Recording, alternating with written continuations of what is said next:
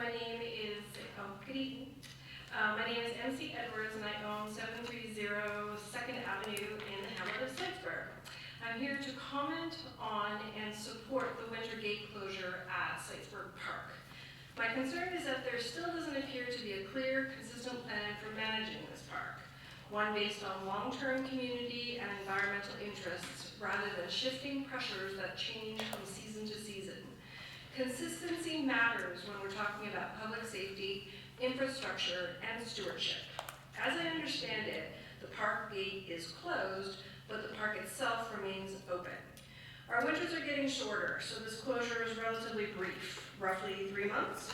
People can still park at the entrance and walk in, and when conditions allow, meaning if it snows, the access road becomes a natural route for snowshoeing and cross-country skiing. Many public agencies recommend winter road closures in low-use seasons.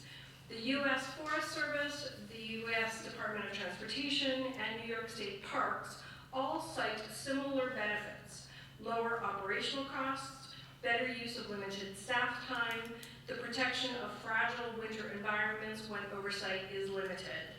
We've all seen the condition of the Slitesburg Park access road. Wet winter weather and freeze-thaw cycles make gravel roads especially vulnerable to rutting and potholes. Closing the gate during that period helps prevent damage and makes the road safer and more usable in the spring.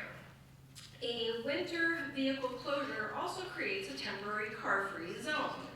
That benefits wildlife on the spit, reduces localized air and noise pollution, and improves the experience for visitors who continue to use the park on foot.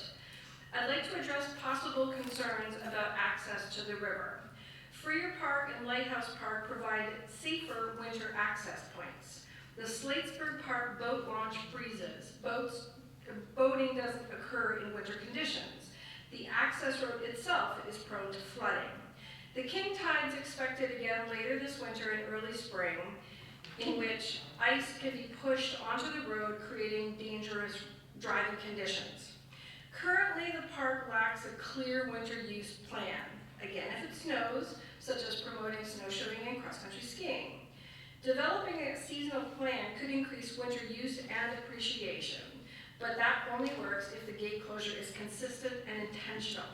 So I would ask, what argument for keeping the gate open in winter outweighs public safety, taxpayer savings, environmental protection, and responsible seasonal stewardship? Closing the gate in winter isn't about limiting access. It's about steady, thoughtful management that serves the long-term health of the park and the community as a whole. Thank you. Thank you. Somebody else like to speak for public comment now? Sure. Raise your hand, please. Come on up, sir.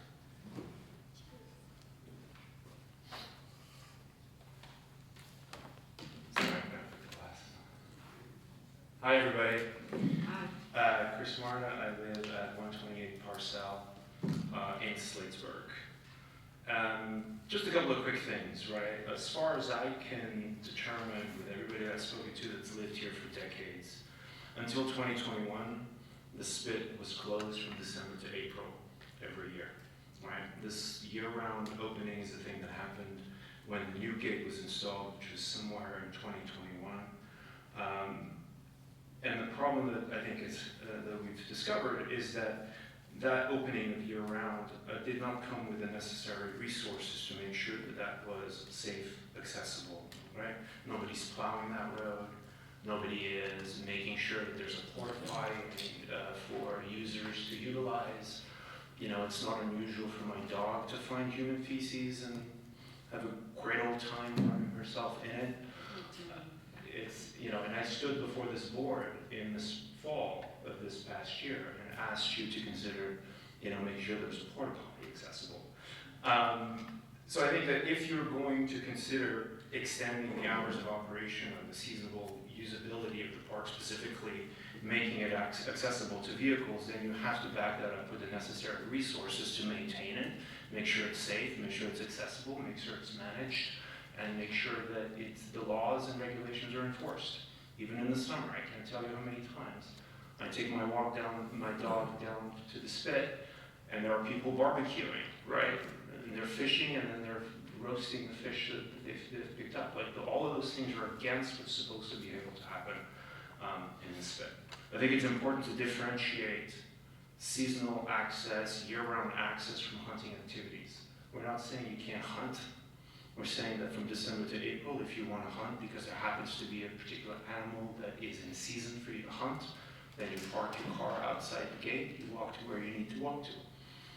I think the other thing I want to say is that the year after the gate was installed, so 2022 I want to say, because the residents had so many concerns and issues with things that were happening, I took it upon myself to monitor access to the park. And so for 2 months, I monitored everybody that went in, everybody that came out. And what I found consistently, right, is that where people were gaining access way earlier than the 6 a.m. time and were driving out much later than the 9 p.m. closure. This folds back into, if you're going to treat the spit differently than every other park that goes down to dusk, and you're going to say it's open 6 a.m. to 9 a.m., then you have to back it up with the resources necessary to make sure that the laws and regulations are enforced and the thing is managed, right? And by the way, 6 a.m. to 9 p.m. in the summer is close to dawn to dusk. 6 a.m. to 9 p.m. in February is not, right? And I don't think that those considerations were necessarily ever really kind of actually dealt with. I'm done. Sorry, I went 10 seconds over. Any questions, let me know. Would anybody else like to speak during public comment?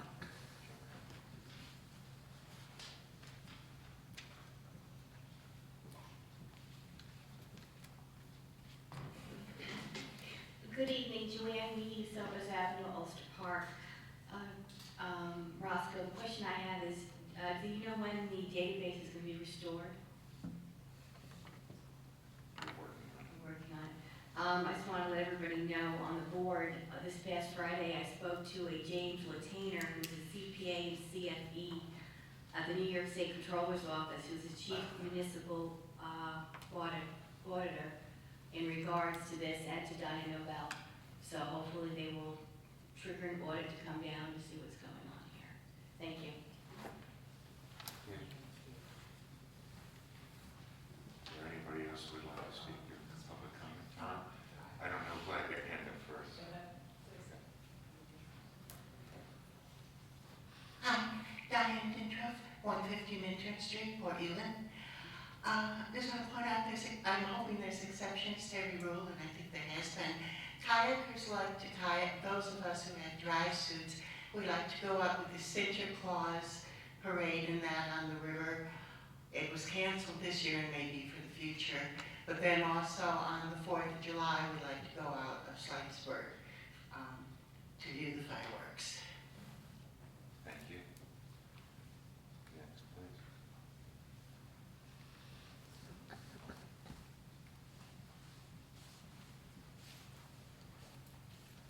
Hi, Patricia Lewis from Parsons Street.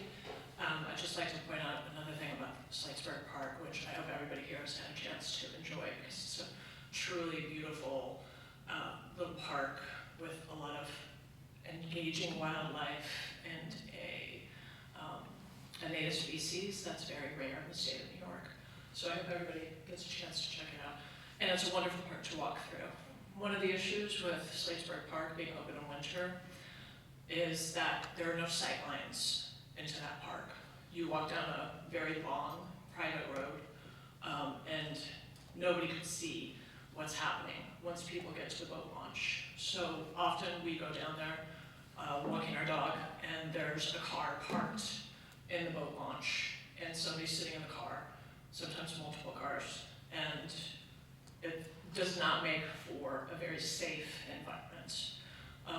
So we strongly believe that the park should be closed in winter to cars. I don't think any policeman is going down there and driving down that icy road to check out what's going on. So it's also another safety concern, is getting emergency vehicles into that park in winter when the road is in terrible condition.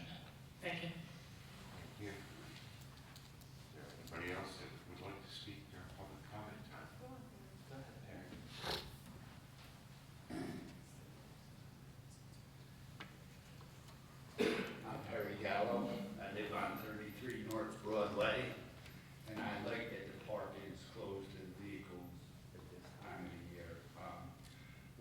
other park in the town, it should be open from dawn to dusk. And that's it, no questions asked. As for people wanting to go out in their kayaks after dark, let them go out someplace else, because it's only gonna be a problem when they flip over and the sheriffs have to go look for them. There's no lights down at the launch. I asked Danielle before to put lights down there, cameras down there. There are none. They have money to put pickleball courts in, but they don't have enough money to run the electric line out to the spit so it can be seen. As for hunting down there, I don't think, like any other park in the town, it's illegal to have weapons in the parks, so there should be no hunting down there. It should be a wildlife preserve. You wanna hunt ducks, take your boat out someplace else and go out in the river. It's bad early in the morning hearing these gunshots going off all the time. So I think it's a safety factor. And again, the people that go in and out of there, throw trash, they don't use the trash can. They come up in front of my house, throw their empty beer cans out the window. There's one guy that rides around the whole neighborhood and throws out these big Bud Light cans. I'd like to catch him. So, I think that's bad, it's from dawn to dusk, and, should be closed like that. They can set that, gate to be, go along with the timetable of the sun up and sundown. That's all. Thank you. Thank you. Do I have anyone else that would like to speak?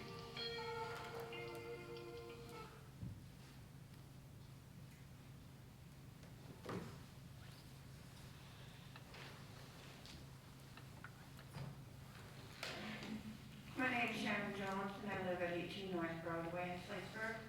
I'm also talking for Sue and Jay Van Vliet, which couldn't be here. They're at 208 Emerson. We've been dealing with this a good many years. We've dealt with all the boards, we've dealt with the waterfront, we've dealt with scenic, we've dealt with the sheriff, we've dealt with mediators. At times it gets settled, and then it doesn't. There's a sign at the front gate. It says, "No hunting or trapping allowed on town property." New sign. You go down by the boat launch, in the kiosk, same thing. No hunting, no trapping on town property. But yet, they're shooting down there. They're shooting off season. I hear the shots. Sue hears them. A lot of Jet Perry. A lot of neighbors, we hear. Off season, not duck hunting. You can't shoot, you can't go down there jacking deer, but it happens. Garbage is dumped, beer cans are dumped, iced tea cans are dumped. People just go to the bathroom in the woods because nobody monitors the park. We have signs that are up, but nobody follows them. We have a big sign at the front gate. Basically says if you're there after 9 o'clock, you're going to get towed out at your own expense. You got it there. You got a big sign there. No, and that's put down by the town board. Nobody follows it. Why do we have signs? Nobody follows. Why can't we get set rules and management down there? Trees go down, garbage gets dumped. It's not managed.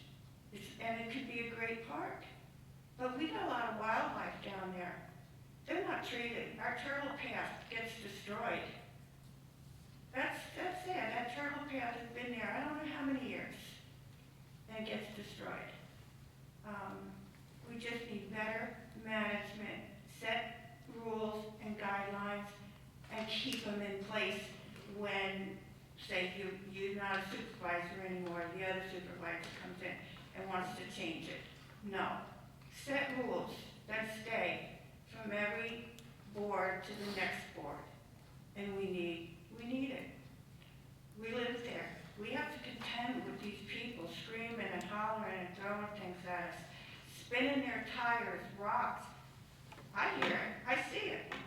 I overlook the spit. Sue and Jay get hammered. They get told told to go F themselves. They get cans thrown at them.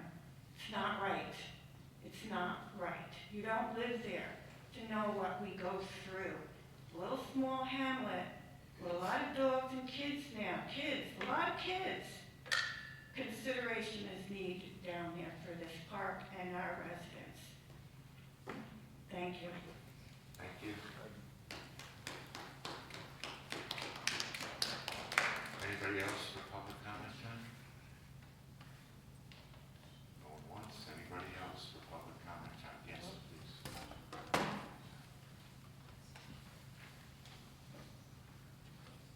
Lorraine Caravat, Ulster Park. I just want to congratulate our new board members, Mr. Brooks, Mrs. Ye, and Supervisor Peralta. Thank you.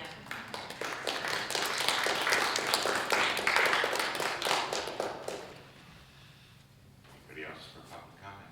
Yes, sir.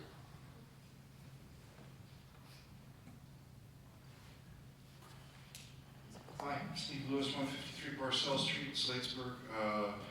I concur with everything. I wrote Jared an email citing my concerns, so I won't go into those.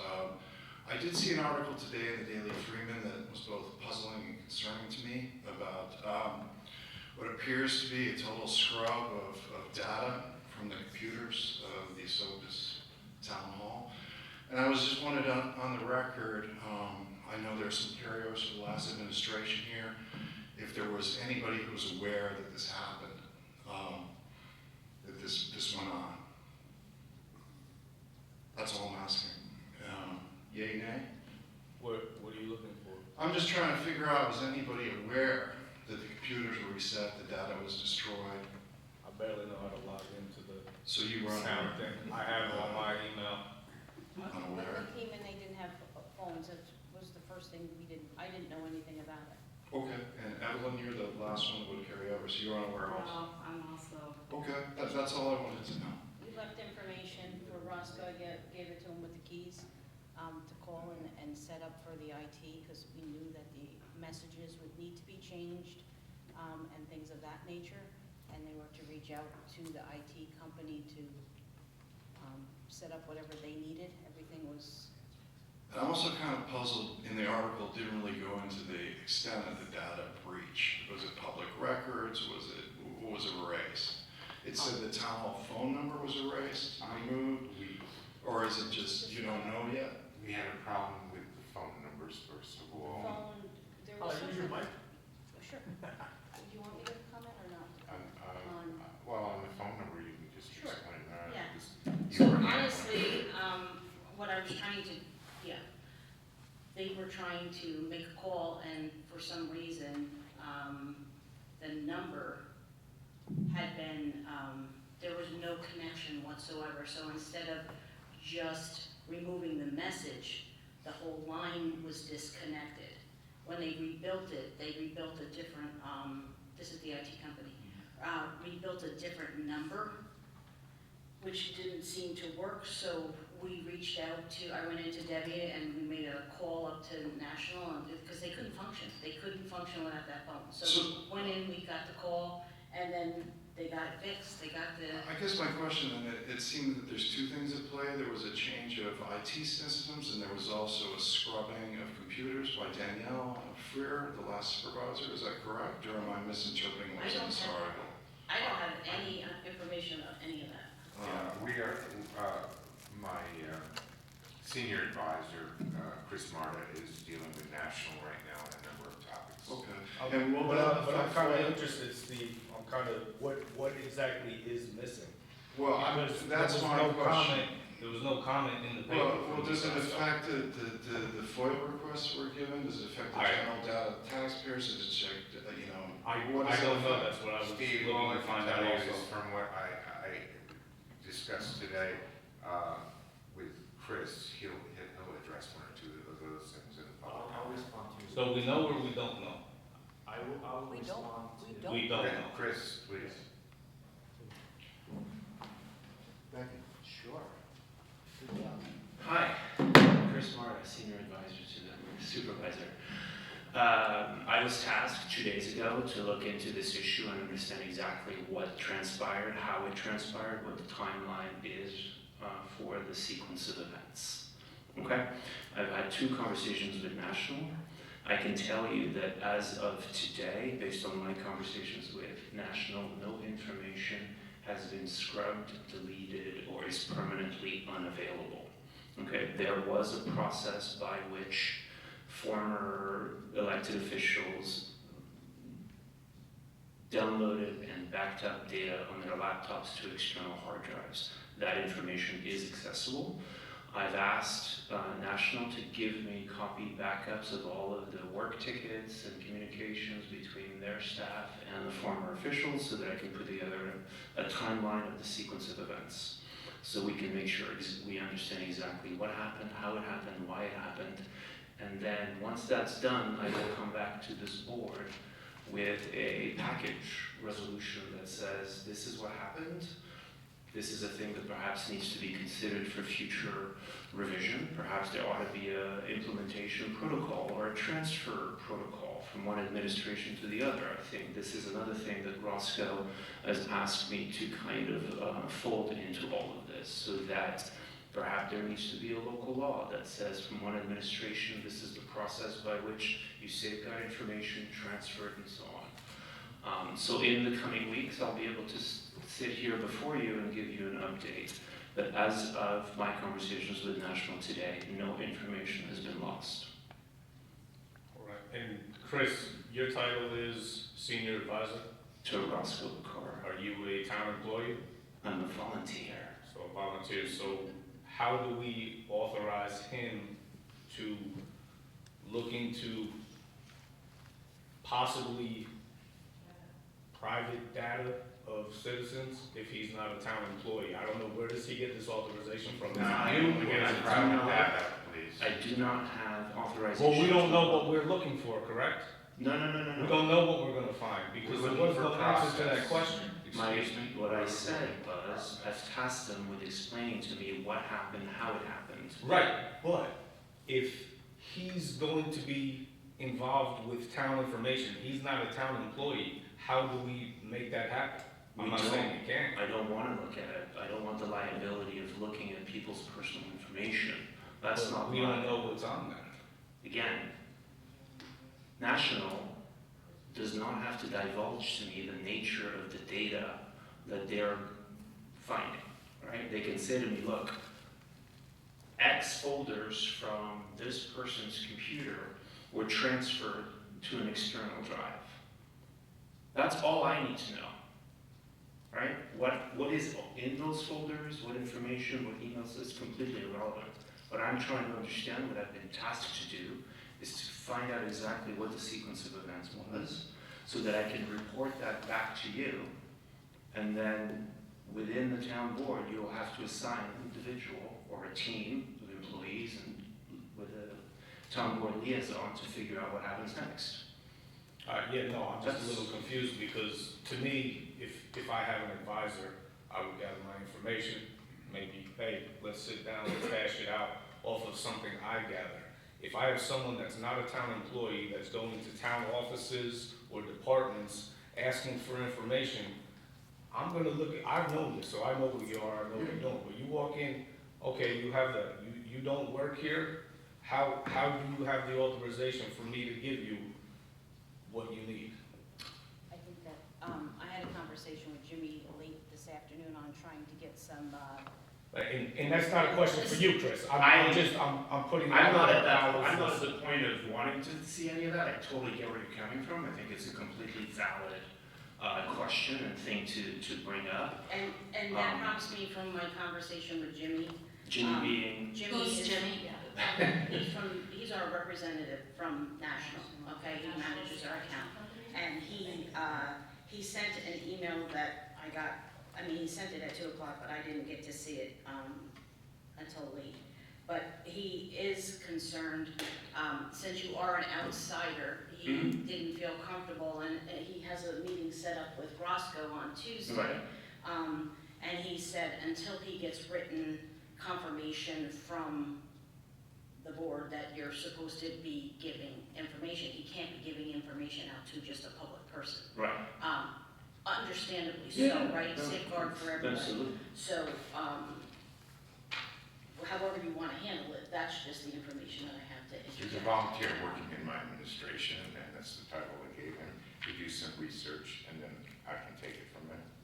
But But I don't there's think nothing he's gonna- confidential. Yeah, I don't think he's gonna get the information unless he has. Well, then I'll see what authorization he needs to help assist me with questions that I've asked. Cool. I just want. Thank you. I'm not aware of that message because you just said you got it at 2 and you just looked at it and we had a busy day with you getting prepared for tonight. Thank you, I guess. Sure. You're welcome. Any other public comment? Just a quick question, are you going to give us a synopsis of the data that was erased and how it was erased and what was followed? My understanding is nothing is erased. It's just. Okay, so it just was misplaced? I don't even want to use that word right now. I'll tell you when I have more further information. But you don't inform us? Yes, Okay, thank you. Can I make a comment? yes. From working with IT professionals and archivists, this would be highly unusual if an IT company was sloppy about any kind of, I know that they transfer the information and then they basically erase the computer after that information has been transferred. So I would like to point out that this is highly suspect that a former town supervisor potentially has that information on a hard drive, on a stick or whatever. I would be surprised if it was the IT company, and if it was the IT company, obviously I would want to see them fired and a new company hired that is approval from the state, somebody that knows how to proper protocol, because IT professionals are extremely sensitive to being neutral about any kind of transfer of data. Thank you. Any other further public comment? Yes, sir. Harry Gallo again. Since we're having all these questions and stuff, and the public has the right to know, why are you sitting in that chair? You weren't voted in. Right, I was appointed, By whom? town board. How come we don't know anything about it? It's public record. Yeah. Yeah. You were appointed before he became town supervisor, I was correct? what? You were appointed before he was town Yes. supervisor? Yes.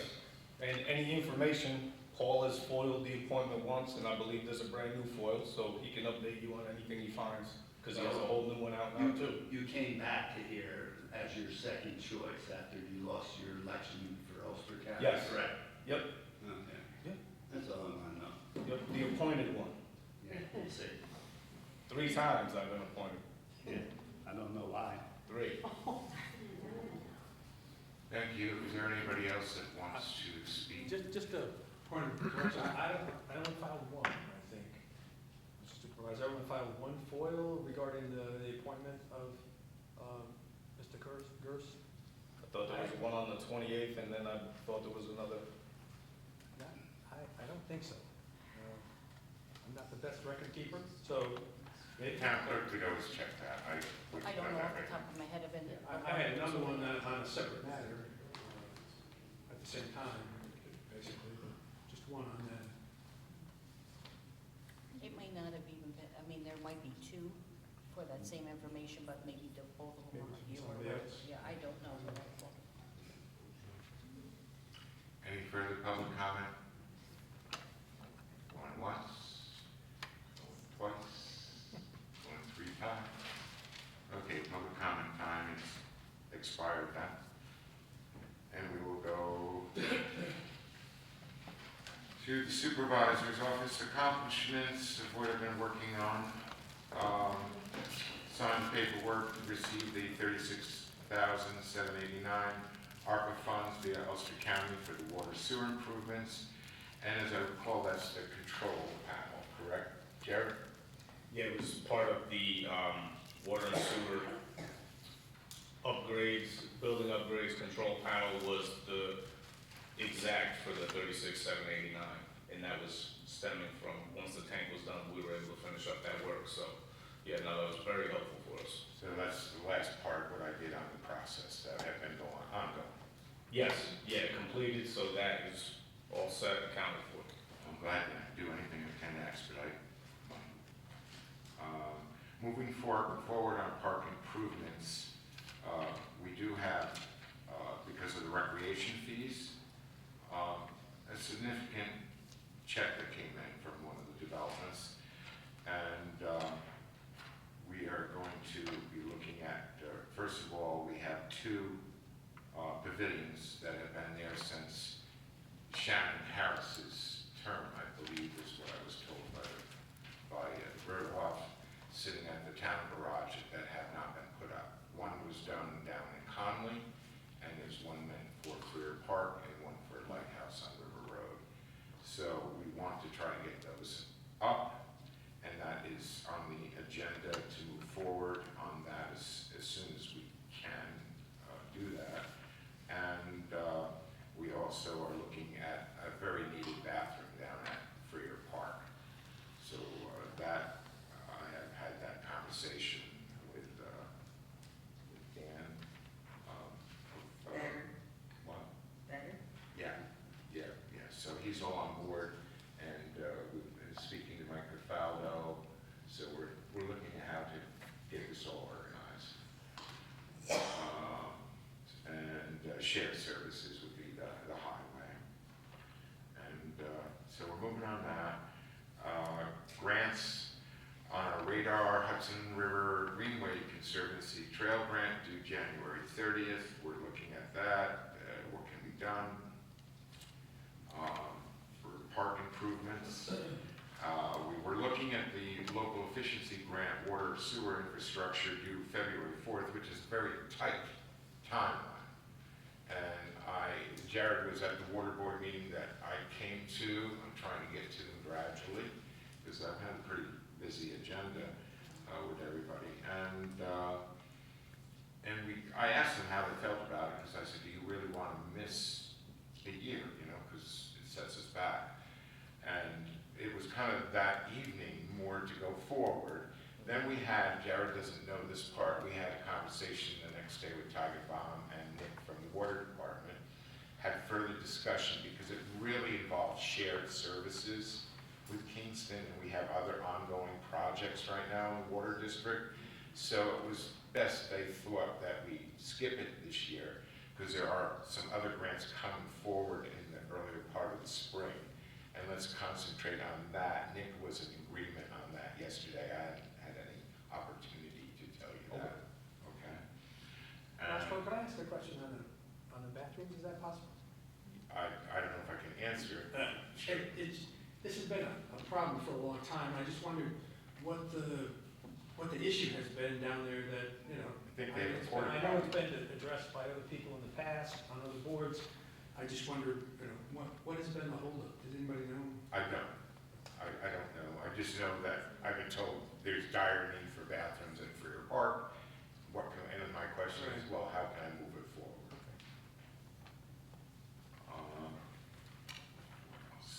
Spectrum contract that we've received, that's being reviewed.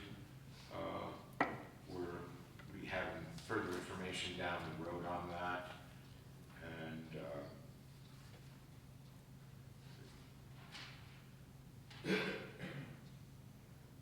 Spectrum, I think that I'll leave it at that. At this point, there's not much more to tell you yet. That's got to be reviewed, the whole contract and so forth. We have consultation with, of course, the attorney on that. We just had a couple of audits done. The departments impacted was by cash auditor, town clerk, justice department, tax collector, water sewer, and transfer station. So it's been very busy here. And next week, the board will receive a letter from the town CPA certifying results and completion of audits. I had initial meetings with the bookkeeper, building department, buildings and grounds, water sewer, and yesterday I was down at the transfer station, speaking with Lenny. That was set up for me.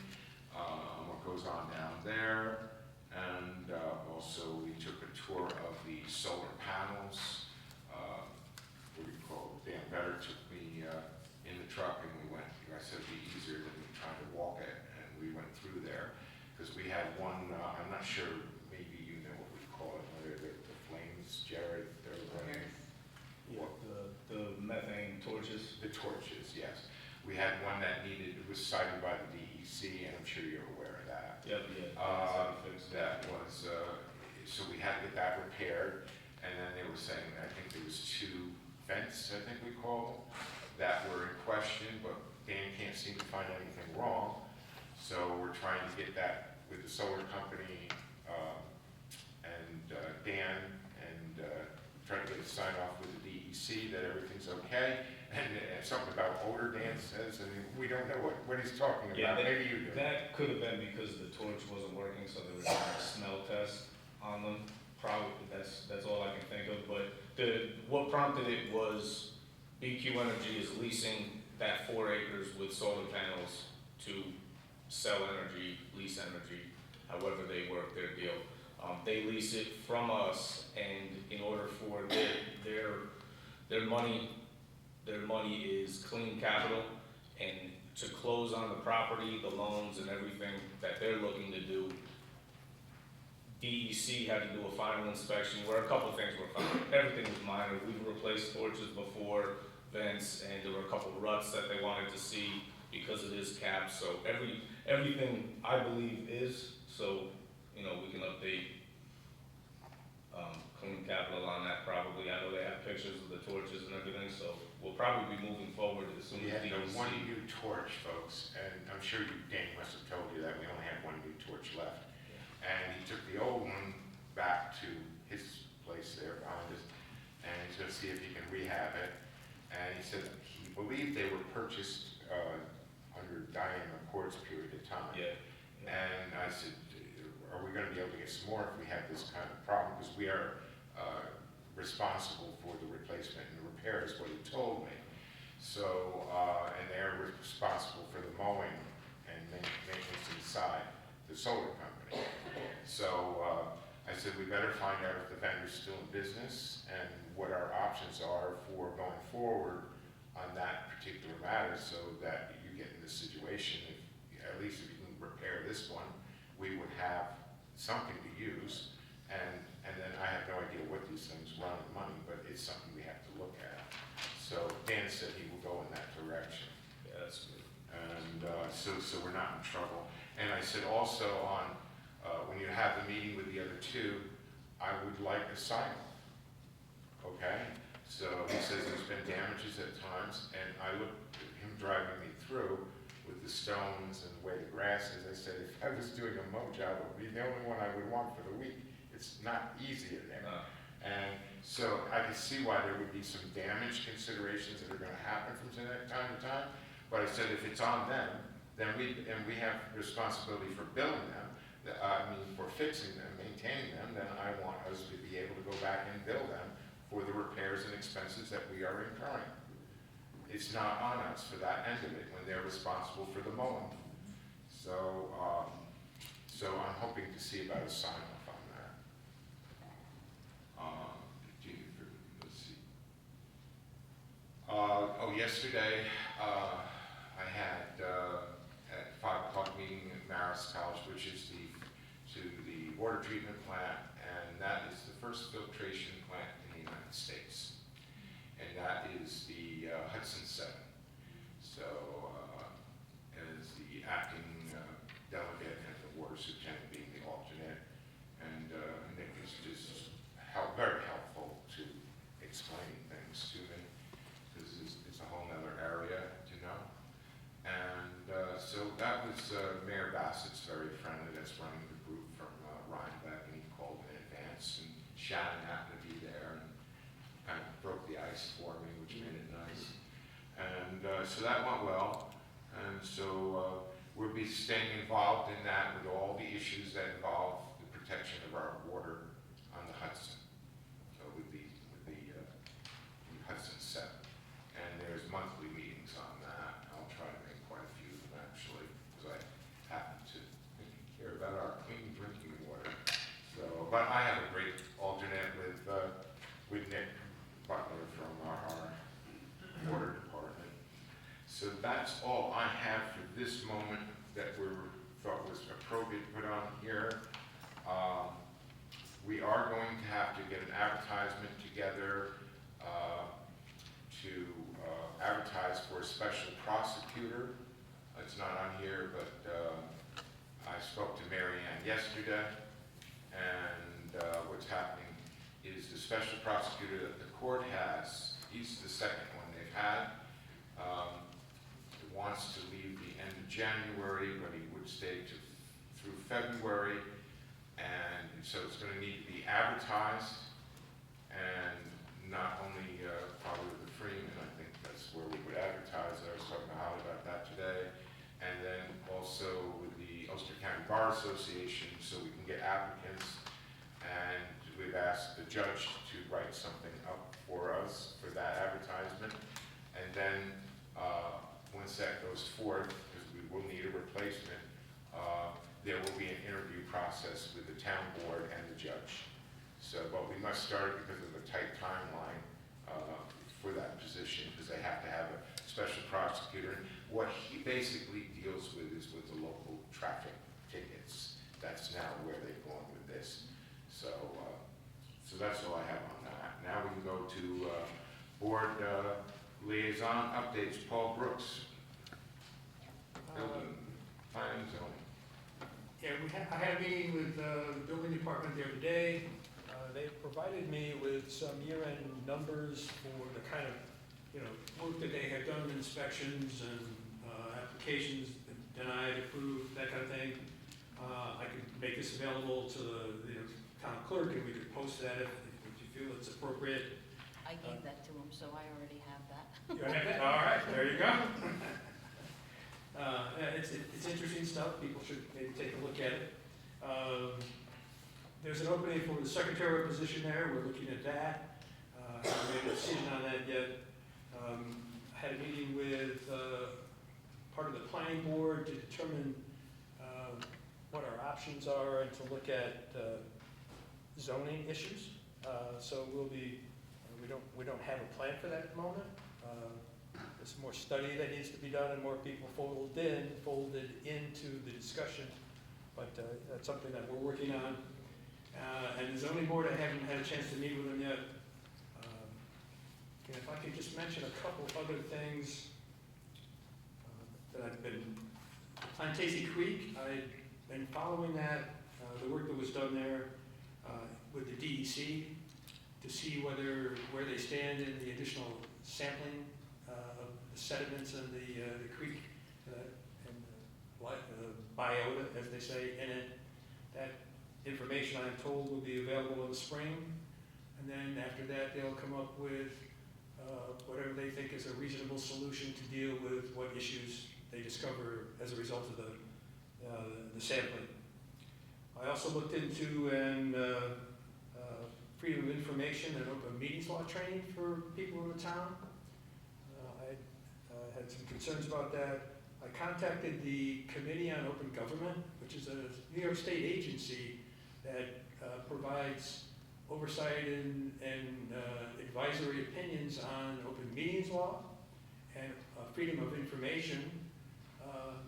And they have agreed, and we need to set it up, but they've agreed to come to town and do a training, additional training on freedom of information and open meetings law, which is something that's critical to the town, in my opinion. Along the same sort of line, I am desperate to succeed at live streaming. I'm making piecemeal progress on it. It's not there yet. I wanted to do it today, but I'm going to end up videotaping this meeting today and then uploading it to wherever I can get it, the Facebook page for the town or the town website. But I'm going to continue to work on that, and the goal is to resume live streaming meetings, so, if you don't want to brave the cold, you can sit in the comfort of on your couch in your house and watch it from there. That's the idea. I will also be going to Corning, New York, a place Evelyn is well familiar with, having come there.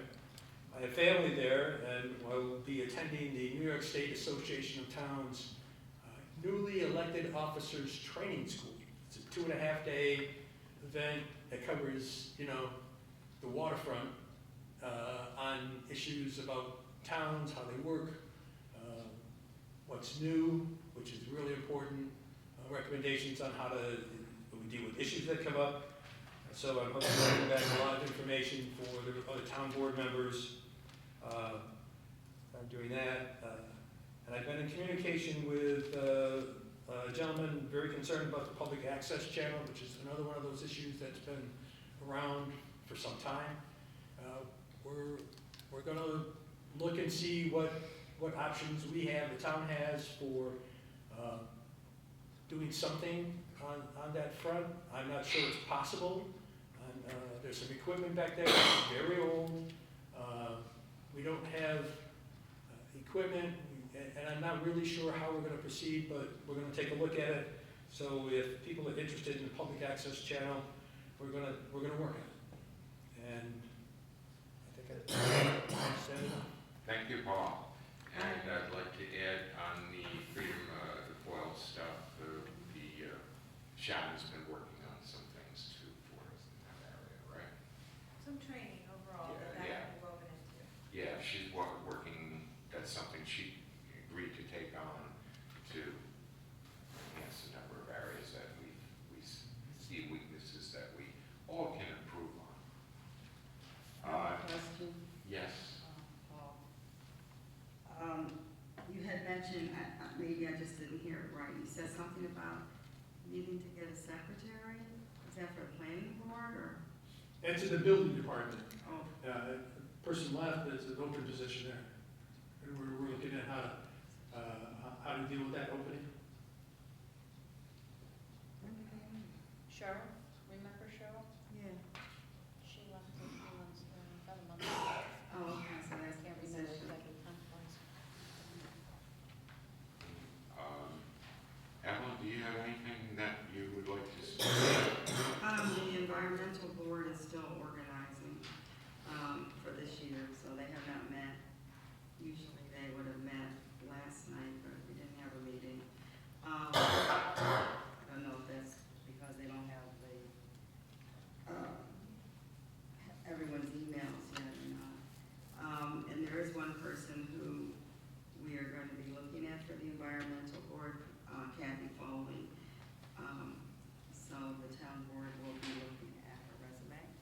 Yeah, we can have an interview. Okay. As far as the justice court, no, I have not had any access with them yet, or the transfer station. Okay, well, they told me they're familiar with you down at the transfer I know, station. Lenny's very nice. Yes, very Lenny nice told me man. he's familiar with you. And Mary Ann put a rush on me on the special prosecutor as of yesterday, that I need to move on this because they want to get somebody in there when the interview that brings in the money, because it's a big revenue source. So who is that special prosecutor? Yeah, I'll follow up with her. Okay. And the judges, I said, please ask the judge if he could write something up the way they want it worded. So we have cooperation there, because they want it as much go smoothly. Thank you. Jared, All right, you briefly touched on what was going on with the water department. One of the things that they are looking into doing some of the shared service with Kingston, if it works out. If not, we're gonna have to contract out, is running new electric to the new water tank. A lot of people don't know we have a new water tank, so Roscoe was talking with them, trying to amp something up, a little marketing campaign to promote some of the big projects, because they did have a lot going on through our water and sewer. So that's gonna be in the works very soon. The Hasbrook to Salem loop, that will start probably as soon as we have a thaw, or they know the weather's gonna be good. We have to finalize a few easements, which we did talk about, and that should be, I did speak with Victoria Palladoro there, and I'll send some information to her by Monday, and then we should be able to get those finalized. Moving on from that, Paul, you asked a question about the 100,000 that was in the contract. So we have, Why don't you just remind people what that's all about. Yep, Yeah, yep. there we go. We have an agreement with Lakeshore when they're tying into our sewer. They have a whole project going on. So one of the agreements is we have a $100,000 payment that they're going to make to the water for upkeep of that line, etc., as far as the maintenance goes. That payment, per that contract, is due upon them pulling permits for the work. So as of now, they haven't started anything in, as far as trying to get in the ground, and I believe they are still looking at their final site plan. I don't think they finalized that through Bernier and Larios. That was according to Nick the other night. But we did receive $55,000 from them, and that went as part of the agreement to pay the lawyer fees towards lawyer fees that were incurred while we were developing the negotiations for this district. So that way it wasn't coming out of the town attorney accounts. I thought that $100,000 was for repair of the pipe inflow and infiltration issue. Mhm. You know? To monitor and repair it, Yeah, yes. to repair the water getting into the stormwater sewer system and creating more pressure on, our agreement with the town, or with the city of Kingston Right. for wastewater treatment, yeah. Right, and that was one of the things that through the talks with them in the negotiations, we are going to initially hook up an infiltration or an outflow for the development. So then they know exactly what's coming out. So we are gonna have a metered outflow to where if there is water getting in there, due to bad storms, it's going to be monitored by us so we know exactly what they're putting out. So something like that is an incentive when it's gonna cost them money. It's an incentive for them to make sure their catch basins, all their pipes are, airtight, ready that way. And it helps us overall because we don't incur. And we gave further them, waste. and you remember, I'm sure, a 90-day extension in July Yes. for that payment because of the fire that was out there, which I talked to Jaffe about that, they're waiting on insurance settlement to go ahead and deal with those buildings that are still there. Yeah. So, Yeah, no, absolutely, jump in. We wish them the best with that. And like I said, the next, 9W, that is finalized. I know there's some issues with the pavement. I don't think anyone's happy with the final pavement out there when you drive over it. So we are going to, Address it. address it as soon as spring comes. So that's a topic on everybody's list. As far as the highway, he has some building deterioration that needs to be addressed, where he's getting some estimates coming in. The generator, they're looking for replacements, so that's possibly around $30K, because I know this is stemming from Roscoe wants a 5 to 10 year plan or so on development, so we can possibly start to plan for capital projects. So Mike was brainstorming, getting a few things. One thing that we are going to look at, and we spoke at the Water and Sewer Department as well, or Water and Sewer Board as well, is when he's looking to do his pavement, we want to run all those projected roads by the Water and Sewer Board to make sure we're not paving and then digging up a water line or replacing something. So, just things like that where, you might have a mistake every now and again, but if we can not dig up our brand new work, that'll be a plus for us. And Jared, that goes all the way, what I wanted, goes all the way back to when we had Superintendent of Highways Art Cross in the 90s. Yeah. We still haven't gotten any further. So hopefully we can make some progress in that area. Instead of putting new pipes down and we dig everything up after they put new blacktop on it, we would like to have this thing a little more organized if we can. There's going to be emergencies, of course, it's just going to happen, we know that. But where we can plan a little bit, it's another. Can I ask you one more question, Jared? With his experience, is the rapidity and the number of water main breaks, is that typical? I mean, I looked at the highway bill, there are like 10 of them in December. This time of year. Yeah, the overall last year we had 25, and that comes with an aging system.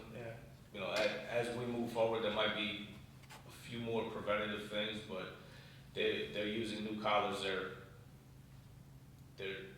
When they're splicing in pipes, if they see an issue, they're going further just to prevent further digging. Like if they're in an area, they're addressing everything and anything they can, or adding a turn off or whatever works. So, yeah, for this time of year, unfortunately, Yeah, Jared, tell him, we had 3 water breaks last week. Yeah. Or what, no, more, right? Because Tilden had I think it was 3 three in one there day at one time. and 2 down at Clay Road, because I made Clay Road and Tilden 1 and 1 to Right. see what was going on And between everything else I've been doing.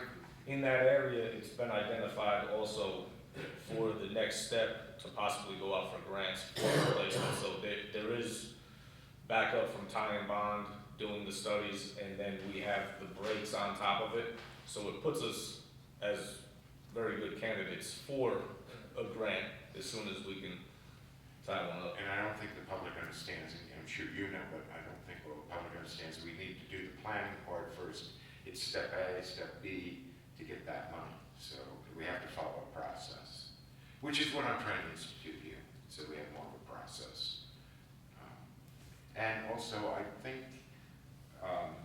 yeah, I did tell the water board that I met with the mayor and trying to improve that communication between us. Mhm. Because we will have to deal with a contract that comes 30. 2030, yeah, on the sewer, or we'll have no place to send our sewage. So we have some work there to do, and negotiation in the future on that, in that area. And we also talked about, we are actually lower than a lot of communities in our water and sewer rates. And they, are dealing with a little at a time for the improvements we're making. And at the same time, I think it's fair to say we're continuously going to be looking for grants in any way we can. So that's going on too. Yeah, any rate increase isn't just a rate increase so we can stockpile money by any means. No, It's and usually going right out towards what I suggested, I think you were there for that, when I suggested that we look at our billing in the future, and somehow we have to figure out what's the right way to do this, but distinguish so people can see what the capital improvements are that are being done. It's not just delivering the water and the sewer to the Kingston site, but showing where that money actually is flowing to in capital improvements. Yeah, Which will help with that'll work. public understanding better. So that's something we'd like to see where we go with that. I don't have the solution yet, but I know the idea is there that we need to do something in that area, because a lot of people have no understanding of what's going on with our water sewer district. And we have some very, very good employees that are working very hard, and sometimes in a lot of muck. Yeah, that's not easy getting in that hole. No, I watched them out in Clay Road and Tilden Street. Anything else for you, Jared? No, I have not met with Waterfront Advisory Board yet. Okay. Any of the current members. Stephanie, I just wanted to Oh, ask one thing. We're not looking at renewing any contracts right now with Kingston, City of Kingston. With our water, we're good until 2030, we're gonna have to look at, they're gonna send me over previous information. I had Laura looking for it, okay, and we're going to study what was proposed before, or whatever they sent over to us, because we, at some point, will have to do at a future date, some kind of negotiating and working something out with them, unless you want to build a big sewer plant. Which I don't think we can afford. So we have to figure out how we're gonna handle this. yes. And if you have any suggestions, let me know on the sidebar. Okay. Stephanie? Thank you. For the assessor's office, I have my first meeting with the tax assessor tomorrow morning, so no update there. For the bookkeeper, this is a very busy time of year for her. She's updating payroll for all the payroll adjustments we approved at the reorganizational meeting. She's closing out 2025 and also supporting the cash audit that the CPA is doing. And she's also preparing W-2s for all town employees. I'll also have my initial meeting, besides my earlier phone call with her, later this month. The tax collector, this is also a very busy time of year for her. We collected about a quarter of our expected tax collections for the year, and 1.9 million has been submitted to the supervisor. Lynn also wanted me to make sure to note that Bernice and Trish have been very helpful in the transition and have been instrumental in making sure that everything goes smoothly.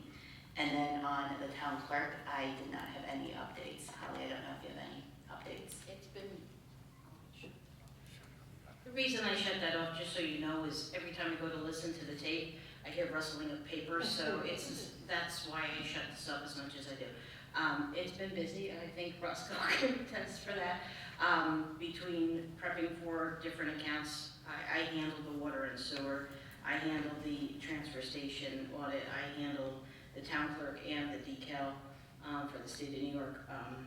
I handle all those audits in conjunction with minutes from the December meeting, writing the organizational meeting, and getting this one prepped today. It's been quite a couple of weeks, so, and handling all the little fires in between. It's been a challenge. And So, letting me run, Holly, what do I do with this? it's been busy. And it's not easy with what you've had, what we've had to deal with lately, but Holly tries to step in and get over to us when we need a little advice of how to handle something, which is helpful. And we are very grateful. Thank you. And anything else for you, Stephanie? Is that No, that's it, thank you. Oh, I guess I would note, I'm going to go to the New York Association of Towns annual meeting in mid-February in New York City, which also includes a training school. So Paul and I will both be attending sessions. And so will I. I'm not registered yet because I've been too busy, but I plan to go and figure out how to take care of my cats. I love my animals. Okay, buildings and grounds, I pretty much, we're going to have 2 interviews on 2 possible appointments later on. Economic development, I really haven't been able to concentrate too much yet on that. Very high priority to me, I can assure you of that. How to do a number of things to help financially benefit our community and be able to bring something back to the board at some point, but we're not there yet. Right now, we're kind of going around and doing all the other stuff with the buildings and grounds. That's covered, so I don't really have anything more there for today. Okay, we got to go to number 3 on the agenda.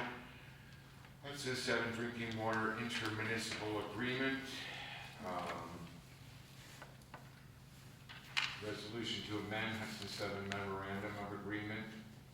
Have the board members had a chance? I believe you should all receive a copy. I don't think I need to read all of this, do I? I'm going to, okay, I forgot what I was doing on this.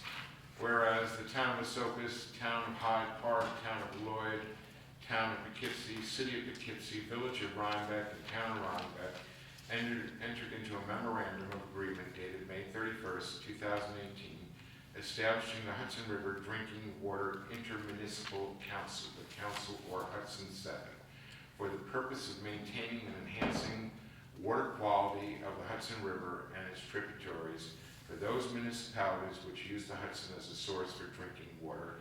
And whereas Dutchess County and Ulster County have formally joined Hudson 7 as voting members by entering into the Memorandum of Agreement Amendment Number 1 revised November 2022 dated February 7th, 2023. And whereas the parties wish to continue to explore ways to protect, conserve, improve, enhance water quality in the Hudson River estuary and its tributaries in this source watershed. And whereas Hudson 7 has entered a more intensive implementation phase of its drinking water source protection program and other key initiatives requiring increased staffing, coordination, and advocacy. And whereas the parties have agreed to commit to appropriating and allocating funds annually to Hudson 7 in the amounts as indicated below in order to provide financial assistance to Hudson 7, and the County of Dutchess shall contribute $25,000 annually. The County of Ulster shall contribute $25,000 annually. City of Poughkeepsie shall contribute $5,000 annually. Town of Poughkeepsie shall contribute $5,000 annually. Town of Hyde Park shall contribute $5,000 annually. Town of Rhinebeck shall contribute $2,500 annually. Village of Rhinebeck shall contribute $2,500 annually. Town of Lloyd shall contribute $2,500 annually. Town of Esopus shall contribute $2,500 annually. Whereas according to Section 11 of the Hudson 7 bylaws regarding the dissolution, the council may be dissolved by 2/3 vote of all council voting members. All assets of a tangible nature, such as office equipment, physical and real property, conditionally provided to the council by any voting members, such as county, town, city, or village, shall revert back to such voting member upon such dissolution, unless otherwise required by law.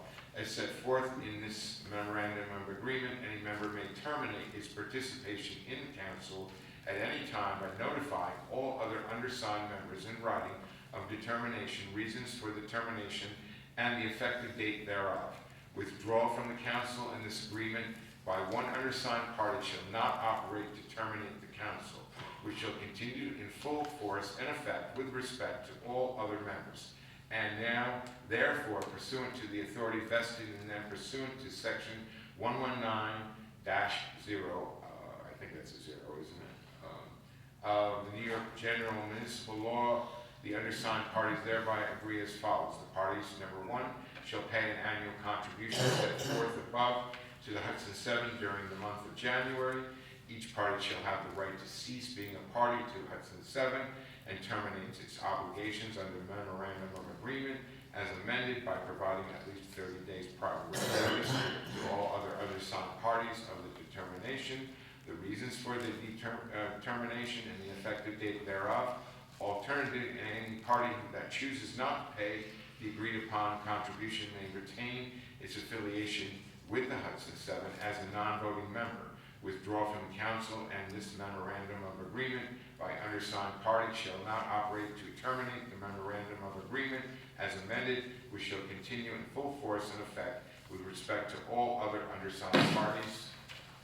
The term of this amended memorandum of agreement shall be 1 year from its effective date of January 1st, 2026, shall automatically renew each year on January 1st, unless until the council is dissolved by its membership. And number 4, the parties shall review the terms of this agreement on at least an annual basis to determine whether any amendments are necessary. All other terms and conditions of the original memorandum of agreement dated May 31st, 2018, and any amendment thereto not expressly amended or altered by this agreement shall remain in full force and effect.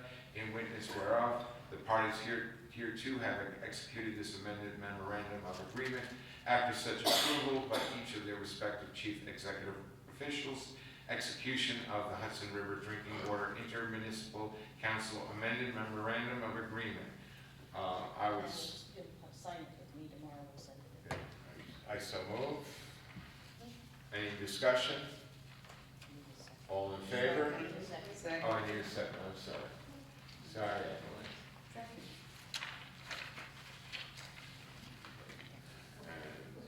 So we have Evelyn Evelyn was the second, second. and then any discussion?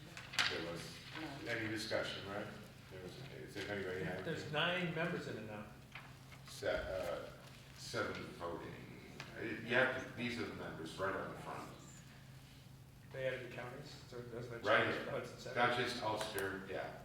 And- Esopus, Hyde Park, Lloyd, Poughkeepsie, City and Town, and Rhinebeck Village and Town. Why not? That is the Hudson 7. And I call for a vote now. All in favor? Aye. Aye. Aye. Yeah. And maybe it was a good thing for me to read it. Did that help people understand what they actually do? No? A little bit? Okay. Some, no, yes, okay.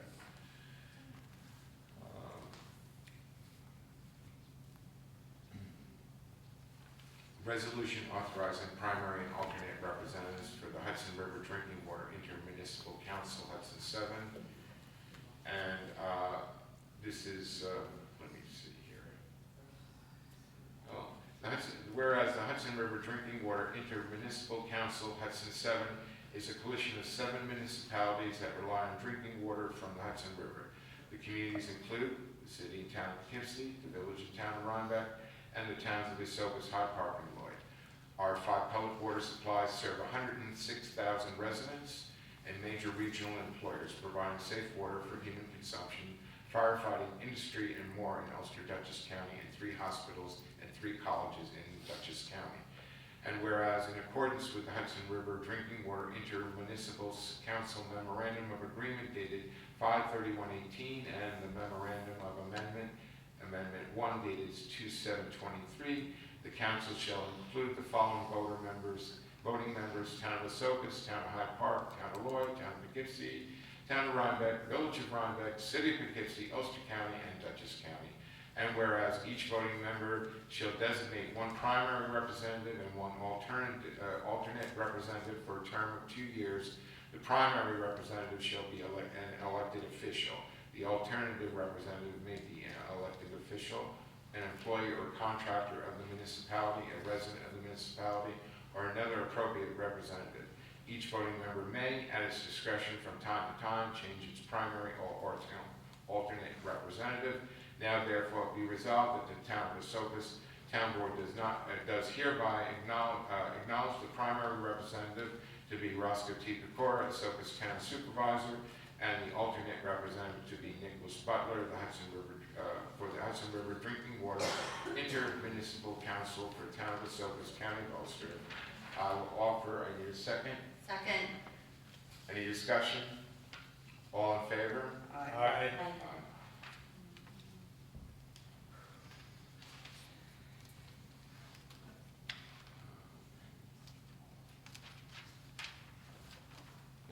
The only update I have on the Slatesburg spit right now is that I followed the same policy as Supervisor John Patan, Supervisor Diane McCord, and Supervisors Shannon Harris, with having it closed the first day in office, as I had spoken to my constituents in the Slatesburg area and their concerns. So we will further be investigating it, both legal and insurance-wise, and other issues that have been presented on maintenance as well here tonight. That's all I have for that. All right. What did you mean? What? Having it closed, you're talking about The gate lock. winter? Yeah, Oh. that's what I meant, just the gate lock for this interim winter period, consistent with the rest of the park policies. Budget adjustments and I was vouchers. just gonna add to that topic. It's funny how this ended up on the agenda. I got a couple phone calls saying that the gate was closed. It was open for the past 2 years, all winter long, no issues, no problems. I called, left a message, and Roscoe called me back. He explained just what he said here. That's the thing. I believe it should be open. We can go back and forth. My main issue was it's a town board decision. It's not just lock it up. We govern, or that park is also not necessarily governed, but it is with an easement with Scenic Hudson. And there's rules and regulations with them. So with that being said, you said you could bring it up at the town board. I said, okay. And we went on, I think we talked for another 45 minutes on 50 other subjects. So then an email goes out on Monday saying park is under attack and contact Jared and all this. I wasn't gonna put it on the agenda because it's the first meeting and I do wanna see some progress out of this administration. But if we're gonna throw emails out over me questioning it was a town board decision. I personally dealt with the spit probably more than anybody else in this room to nauseam.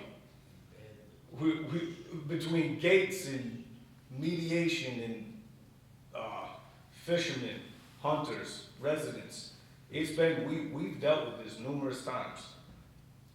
I agree there does need to be a set maintenance plan on it. The problem is, it's been through 3 administrations, and it's, 1 year it's here, 1 year it's there.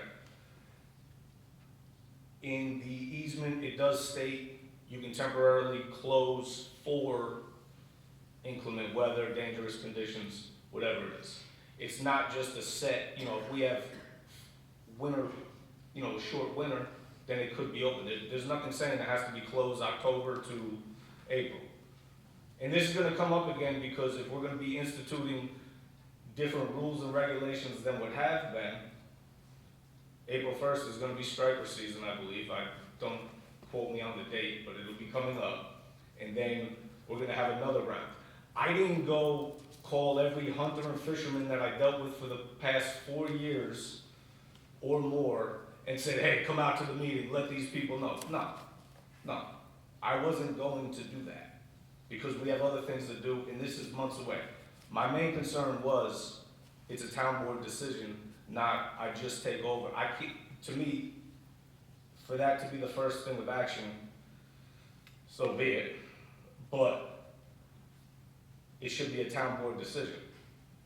And you could have said, hey, boom, throw a vote and it's closed till next year. And then I have nothing to say. I've talked with both sides, dealt with both sides, installed a gate, went over rules of operation, new signage. Sharon is 100% right. Through Sharon's administration, all new signage, everything. So we've been down the route of I promise you, we've been down the route of every concern in here. So I guess moving forward, the next steps for this administration is to develop a concrete maintenance plan based on the easement, based on concerns, and, just, if we close it, is it closed to everyone, just vehicles and walking only? There's a lot of things to iron out, and I don't even want to waste time on it right now because we have time to deal with this.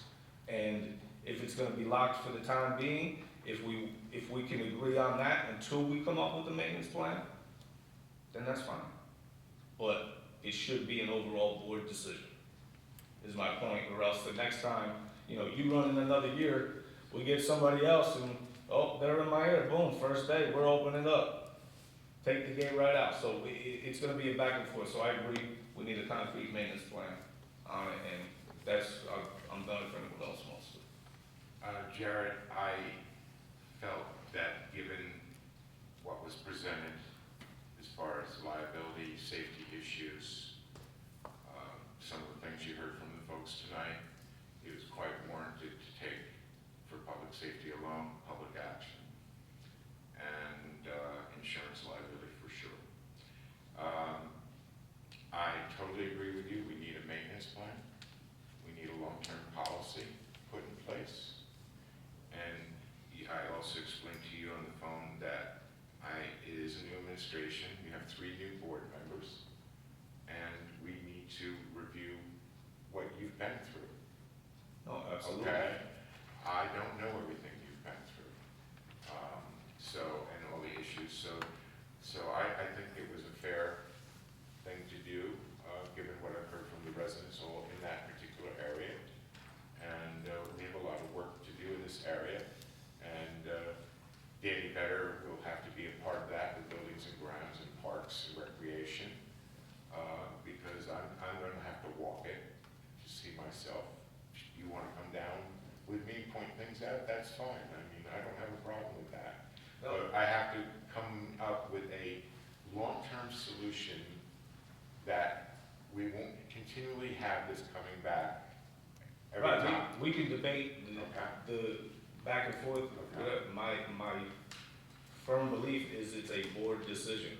It's not, I come in, I'm now supervisor, I'm closing that. Nobody was doing that, but That is exactly what was done. I do have some executive authority as far as I understand as council. Yeah, but we are the grantor of that agreement, and under the grantor, it is the governing body of the town.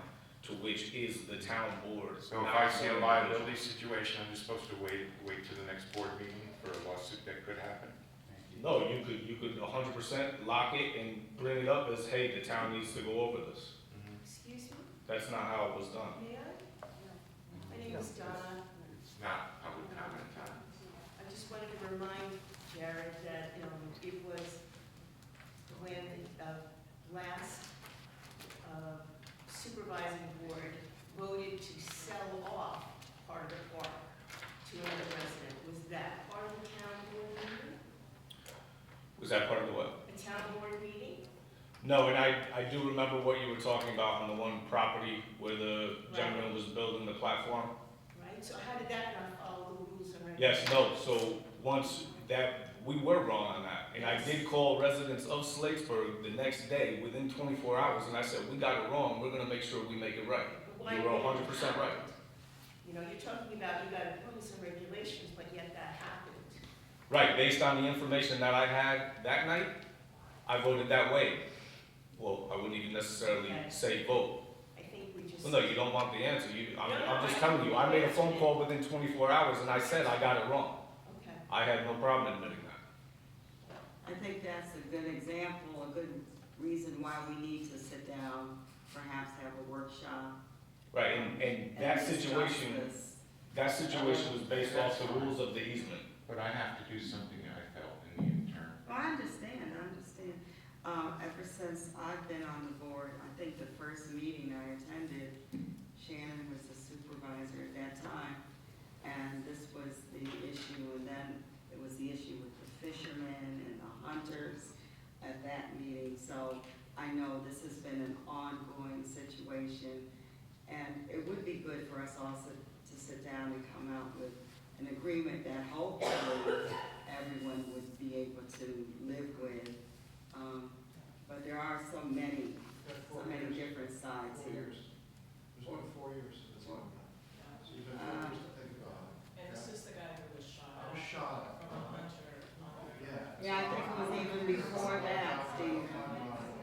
Stephen, I think it was even before that it was going on. It's the only park that's not gated, there's access to the park, the road is closed now. But The that's road what I'm is saying, there closed. are so many, we need to sit down and discuss it. I don't think that's ever been done. Well, do you want to do it now? The right way, maybe it wasn't done the right way before, and this will give us an opportunity to sit down. Amongst yourselves and figure it out. Okay, It's 4 years. thank you for your input. And let the public know. So what do we have as a resolution on the, do we have a resolution? No, there's no resolution. Not tonight, Pardon me?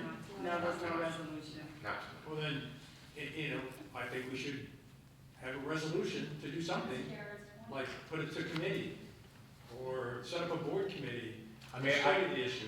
Right, I can make it easy, because I think the general consensus and the no-brainer here is, I'll make the resolution. I'll make a resolution, we keep the park closed until sufficient management practices are in order, congruent with the town board's liking. The gate, not the park. Do I have a second? I'll second.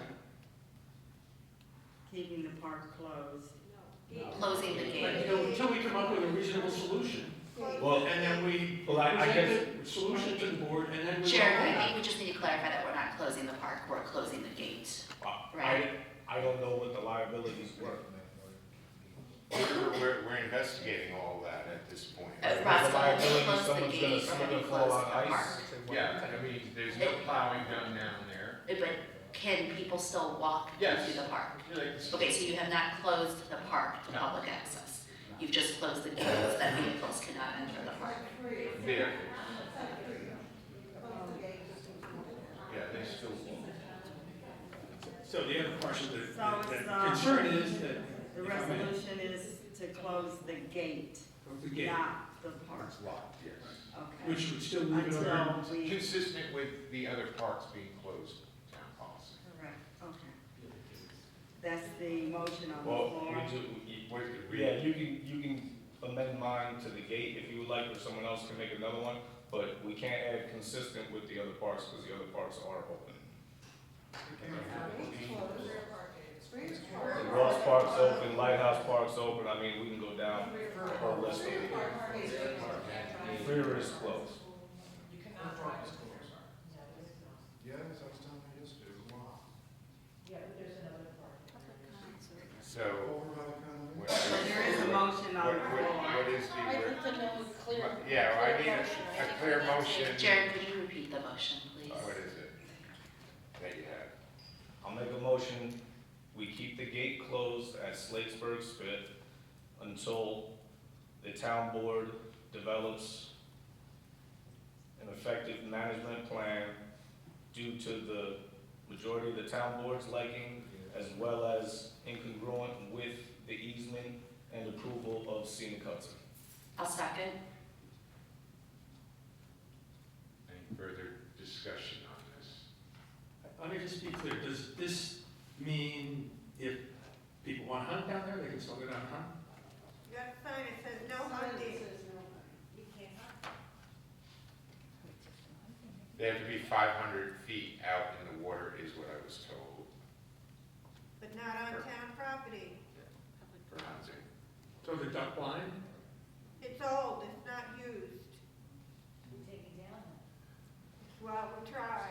Take it down and put it on. Yeah. Is this a public meeting or a town board meeting? The town board.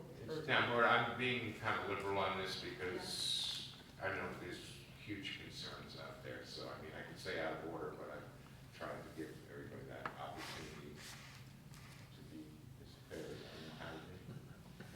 Any other discussion on this?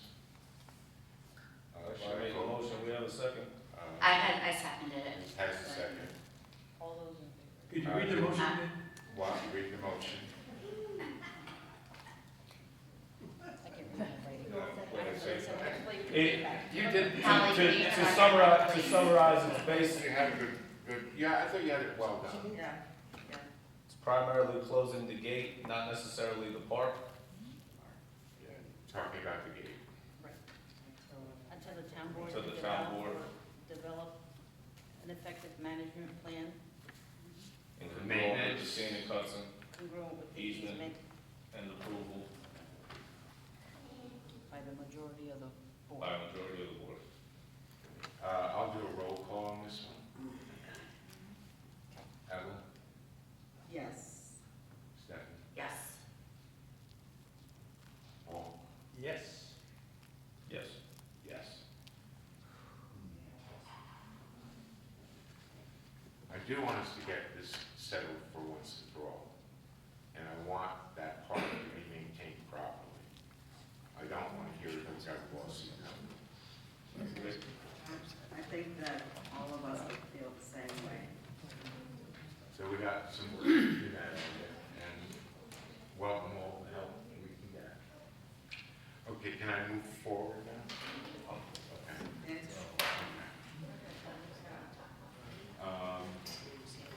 Budget adjustments and vouchers.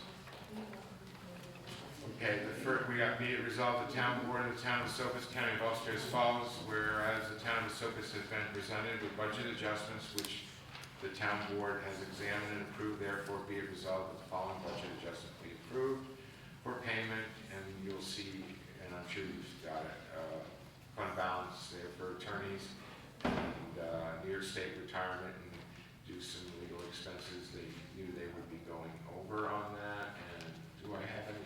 You have to read the amount and the. Do I have to read all of that? Okay. AO, is it O or zero? It's AO. AO, okay. 0.0599.000 fund balance to AO .1420.400, 15,796.43 attorneys to BA